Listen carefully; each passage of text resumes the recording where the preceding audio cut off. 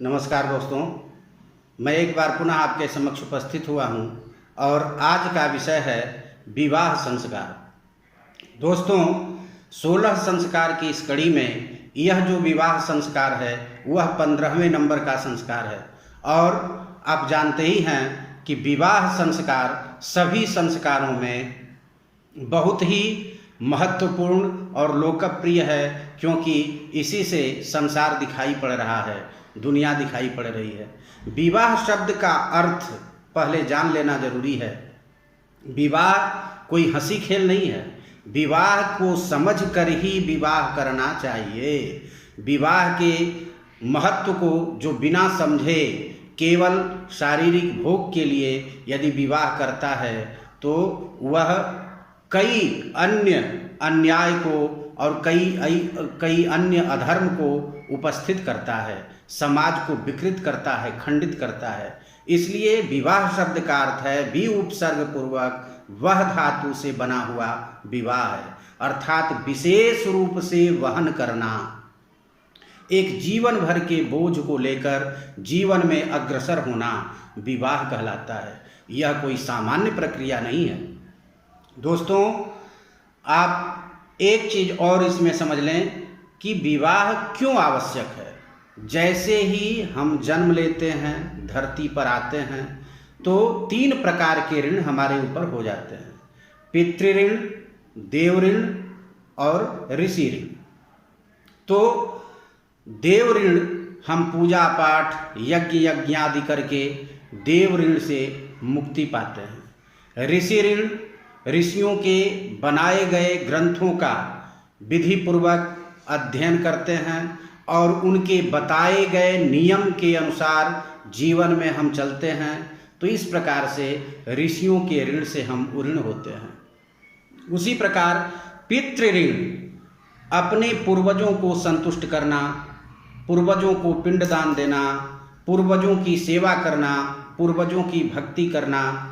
इस प्रकार से जब हम अपने माता पिता के साथ साथ उनके भी जो माता पिता हैं वो और दादा दादी हैं, पूर्वज हैं हमारे, उनकी अगर हम सच्चे मन से श्रद्धा और भक्ति भाव से तर्पण, मार्जन और पिंडदान आदि करते हैं तो उनकी संतुष्टि होती है। तब हम जाकर के पितृ ऋण से मुक्त होते हैं। तो दोस्तों, इन तीनों ऋणों से मुक्ति का उपाय है विवाह संस्कार। इसलिए विवाह संस्कार की सभी संस्कारों में सर्वश्रेष्ठता स्वतः सिद्ध है। मनुस्मृति में विवाह 8 प्रकार के बताए गए हैं: ब्राह्मो दैवो तथैवार्षः, प्राजापत्यो तथासुरः, गांधर्वो राक्षसश्चैव, पैशाचश्चाष्टमो मतः।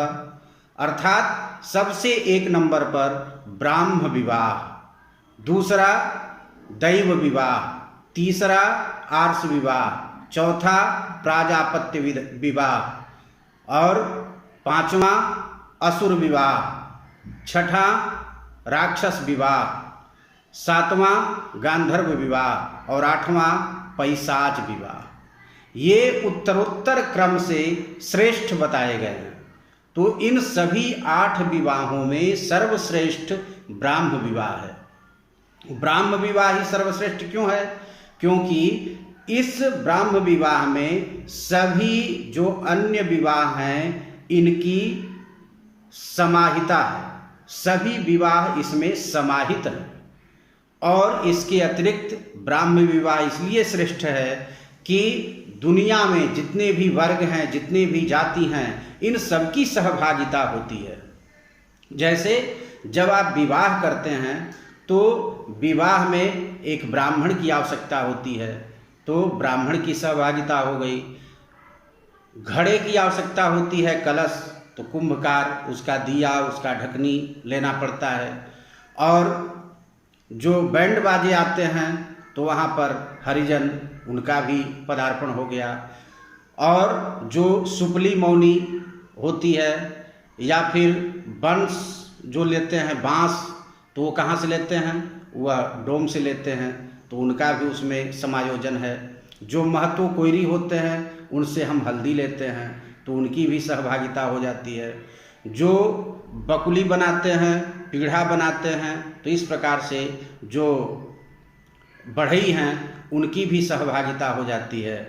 पानी भरने वाले कहार भी उसमें आ जाते हैं। इस प्रकार से हमारे जितने भी घर के लोग हैं, माता पिता की रजामंदी, अपने सगे संबंधियों की रजामंदी, अपने पड़ोसियों की बाराती के रूप में रजामंदी, उस यज्ञ मंडप में पधारे हुए सभी अग्नि देवता सहित जितने भी देवता हैं उनकी रजामंदी, सबकी सहभागिता और सभी साक्षी होते हैं हमारे विवाह के। इसलिए यह ब्राह्म विवाह को सभी विवाहों में श्रेष्ठ कहा गया। दूसरी चीज़ दोस्तों, हम जिससे जो कुछ भी लेते हैं बड़े ही आग्रह पूर्वक, बड़े ही विनम्रता से हम उसे ग्रहण करते हैं। जैसे कुम्हार का कलश लेते हैं या हरिजन का बैंड बाजा लेते हैं, तो सबसे पहले उसकी पूजा होती है, जिसको मानर पूजा कहते हैं, या फिर कलश का परीक्षण होता है, उसको नेग न्योछावर दिया जाता है, उसे मनाया जाता है और फिर उसे आमंत्रित किया जाता है, फिर वह बजाता है। तो वह उसको सम्मान देना और इस प्रकार से सबको सम्मान देकर सबकी खुशी में अपनी खुशी को ढूंढना, यही तो ब्रह्म विवाह की महिमा है। इसीलिए इस ब्राह्म विवाह को किसी यज्ञ से कम नहीं कहा गया है। कहा भी गया है कि यदि किसी कन्या का आप विवाह करा देते हैं तो एक राजसूय यज्ञ के समान फल की प्राप्ति होती है। अर्थात यज्ञ के फल की प्राप्ति का मतलब क्या है? यज्ञ माने संसार। तो यज्ञ में आप देख लीजिए सबकी सहभागिता होती है, सबको आमंत्रित किया जाता है बिना किसी भेदभाव के, तो इसलिए वह यज्ञ है। और विवाह में भी बिना किसी भेदभाव के सबको आमंत्रित किया जाता है, सबका सम्मान किया जाता है, इसलिए यह विवाह भी यज्ञ ही है।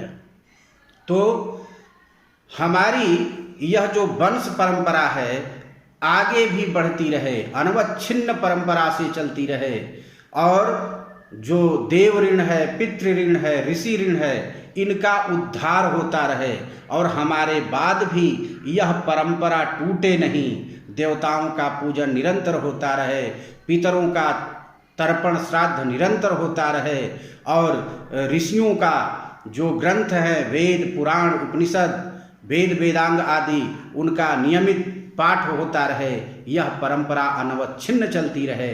इसलिए विवाह संस्कार प्रजा उत्पत्ति के लिए अत्यंत आवश्यक है, क्योंकि इसके बिना हम इन ऋणों की कल्पना नहीं कर सकते।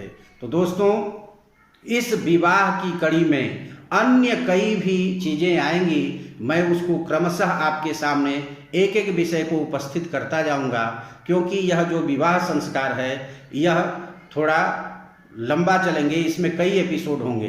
तो इसलिए आप मेरा वीडियो देखते रहें और अपना आशीर्वाद देते रहें, और इसी के साथ मैं आपसे विदा लूँगा। आप स्वस्थ रहें, सुखी रहें, तब तक बहुत बहुत धन्यवाद।